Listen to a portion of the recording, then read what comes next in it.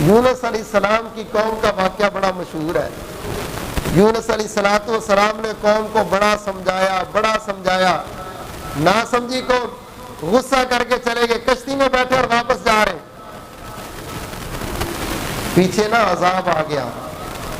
قوم کے لوگوں نے کہا لو جی, جس بات سے ڈرتے تھے اور دیکھو یونس علیہ السلام کو دعا کرتے ہیں اللہ اپنے عذاب کو بچا لے. ڈھونڈا تو پتا چلا کہ یونس علیہ السلام تو ناراض ہو کے چلے گئے. انہوں نے کہا جب نبی ناراض ہو کے چلے گئے ہیں تو اس سے بڑی بدبختی نہیں, اب سارے ہی گئے. اچھا آجو یار مسجد میں آجو سارے. عقل مند قوم تھی, وائرسوں کے آنے پر, بیماریوں کے آنے پر, مصیبتوں کے آنے پر سائنس کی ساری باتیں مانتے, رب کی نہیں مانتے.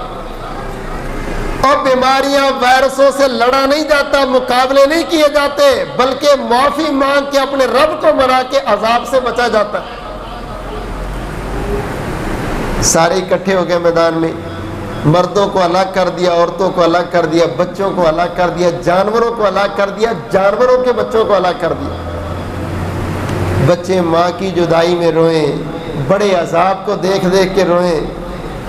اللہ فرماتے ہیں او کائنات والو, آج تک کوئی قوم ایسی نہیں ہے کہ جس پر میں نے عذاب بھیجنے کا فیصلہ کر لیا اور عذاب بھیج دیا اور میں نے واپس کیا ہو. لیکن قوم یونس کا رونا ہی کچھ ایسا تھا, قوم یونس کا استغفار ہی کچھ ایسا تھا. آسمان پر بادل بنے ہوئے آگ برسنے والی ہے, اس قوم نے رونا ایسا شروع کیا کہ میرے رب نے بھیجی ہوئی آگ کو واپس بلا.